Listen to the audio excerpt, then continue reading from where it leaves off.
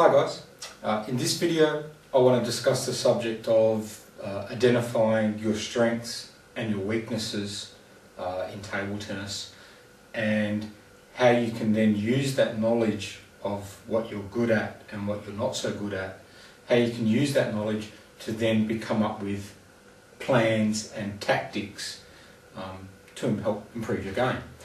So to start with, let's talk about what are strengths in table tennis. Now I'm going to refer you to a couple of the articles that I've written a couple of years ago on what are strengths and weaknesses and how to apply strengths and weaknesses. So I'm not going to just regurgitate all that information. I'm just going to really have a read of that stuff, but let's go over what's important here. Just want to talk about sort of fresh things that are in my head rather than just repeating the articles. So to get it in a nutshell, what are your strengths? Okay, a strength is something that obviously should win you points or help set up winning a point. So that's one simple definition of what a strength is.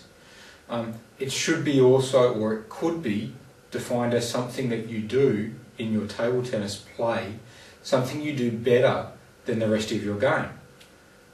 So it's something that stands out as better than anything else that you do. And there can again be more than one. You can have more than one strength. You can have strengths of relative degrees. But in these sort of cases, you may have very, very good serves compared to the rest of your game. So your serves are a strength in that you can do better serves than the rest of the way you play. Or something again could be, a strength could be just the fact that under pressure you don't choke, you play very well. Now that's got nothing to do with the actual technique side of table tennis, but it's still a strength. It's something that helps you play better.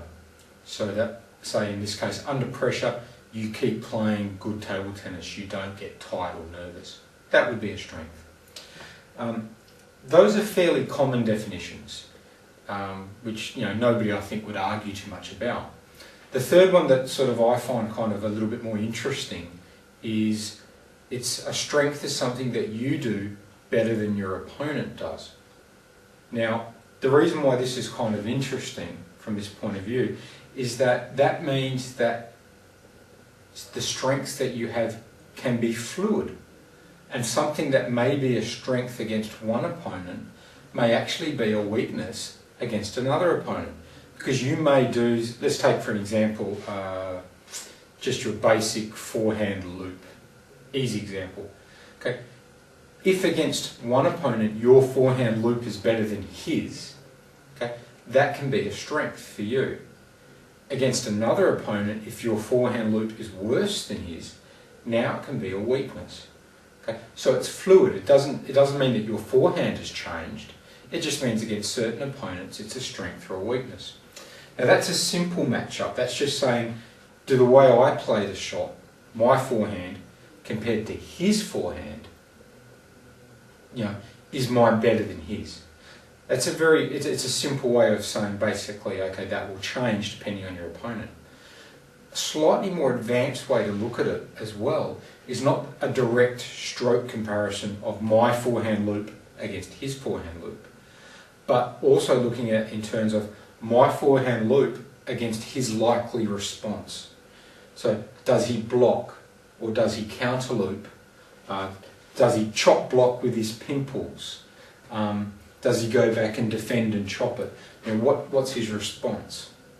Now that's interesting again, because now what you're saying is, well, again, against different opponents, you may use your forehand loop and your opponent may be a blocker and he may block your forehand loop. Now if his block is better than your forehand loop may be actually a weakness, even though it's still the best part of your game. Because you may be looping that ball and he's using all of your pace to block you, move you out of position and win the point. Even though your block may be better than his block, and your forehand loop may be better than his forehand loop. So you may be better at both. But if you're the one doing the looping and he's the one doing the blocking, and his block that he's using is good enough to move you out of position so you can't keep attacking, well, you have strengths that your technique strokes are maybe better, but if you're looping and he's blocking you out of position, what's actually happening is your strength is being a weakness in this case, because his response is stronger. Okay? Now that's where table tennis, I guess, gets a really, it gets quite interesting, but it can get kind of complicated. And what we're going to find in some of the later videos when I start talking about tactics, this is where things can get really kind of, I guess, complex, is that sometimes a tactic that will work against one player and may be a very good tactic against that player can be a completely wrong tactic against another player. And it's not because one player is better than another. It's not even because necessarily one player plays a certain stroke better than another. It may simply be that your stroke or your tactic that you're using against that particular player, one player has a better response than another player. Okay? And that kind of makes the sort of ability to say, oh, when you play a blocker, do this. When you play a looper, do that. When you play a chopper, do this, do something else. They're nice general tactics, but on the big scheme of things, against different opponents, they're kind of useless on a small scale, because depending on what your opponent's actually good at and his responses that he uses, it may be good advice, bad advice. And there's no way for me to know that in advance without seeing you, without seeing your opponent, and seeing how you match up and how it all works out. So I guess what I'm trying to say is that in the future tactical videos that I'm going to be giving, I'm not going to be able to just stand there and go, hey, look, okay, you use a big forehand loop, you chop block on the backhand, you play an opponent who loops on both sides, therefore do this tactic, do that tactic, and you'll win. Because you won't always win. It depends on the opponent and what he does and what you do. And so what we have to do instead is, instead of just saying, okay, use this tactic, that tactic, that tactic, and just having set tactics for certain styles of play, it's more important to be able to say, look, okay, these are your strengths. Okay, these are the things you can do. You can either do them well, you win points with them, you do them better than the rest of your game, or more importantly, you do them better than your opponent, and when you're doing these things to your opponent, you're winning points, which is probably more important than even the others. That's what you've got to be able to sort of learn and take advantage of, because that's going to change on every opponent. Okay, so when I talk tactically in the future, what we're going to be talking about is stuff more along the lines of, okay, these are roughly what you've got. Take a look at what your opponent's got and come up with a plan that hopefully allows you to work in your strengths. And if he's doing this sort of response, it will work. But if he changes his response, you should be able to say, well, okay, can I go to this plan? Can I go to that part? And have an idea of what to do, rather than just blindly following, do this pattern, do that pattern. And that's going to be more important. Okay, the flip side of strengths is obviously, okay, weaknesses, and really just the reverse, I would say. Weaknesses are things that you tend to lose points on. You lose points when you do them, that are worse than the rest of your game, or again, more importantly, are things that your opponent does better than you, or things that when the opponent does that to you and you do your response, you lose. You tend to lose. So even though it may not be his best shot, and it may be normally a good shot for you, when he does this to you, you do that, you tend to lose the rally. Okay, that may be a weakness, even though overall you may have, it's really just a flip. Say he has a very average backhand loop, but he always manages to put it to your playing elbow, and you always get caught. You know, you don't play the right shot. Okay? His backhand loop may not really be a strength, you know, of his. Your backhand loop may be better than his backhand loop, you know. But in this particular case, what he's doing, and even your block may generally be better than his block. But if he's backhand looping, you know, with a pretty mediocre backhand loop, but he always manages to get it to the right spot against you, where you struggle, then that's still proving to be a weakness for you. Okay, so when you're thinking strengths, you can't think to yourself in terms of, okay, I do this well, I do that well, I do this badly, I do that badly. It's not as simple as that. You've got to take that knowledge, but also think in terms of, okay, against this coming opponent, how do I stack up? Okay, where do I do things better than he does things? Okay, where do I do things worse than he does things? And if I do this, is his response good or bad? You know, if I can loop and he's blocking and beats me with the blocking, okay, then maybe looping is no longer a strength. Or, you know, so maybe you can smash, or you can push, or you can get him to loop at you and use your block to set up before doing the loop. So you have to look at alternatives where I guess it's not as simple as just saying, I have a good forehand loop, therefore that's always my strength. Not for us, I think, at least. I don't think we want to go with that simple tactic of, this is the way I play and I play it regardless. Because unless you're training a lot, there'll be a lot of matches that you could have won by just changing tactics a little. So, finally, having made an original plan against that particular opponent, you've come up with a plan, you're playing the match. What you then have to be aware of is what you're doing working, so that you can come back and modify it, make changes, be aware that your opponent, if he's a decent opponent, is probably trying to do something similar. He's trying to find out is what he is doing working against you.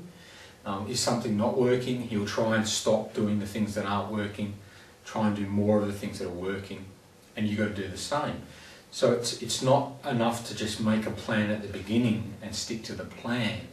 You then have to be monitoring how well it's working, where you can improve it, where things aren't going well, and adjust as you go. And that's another part of, or another aspect of tactics, is the fact that it's an ongoing process throughout the match. It's not enough to just come up with a plan, stick to it, and that's it. It's nice to have a plan beforehand because it gives you some structure.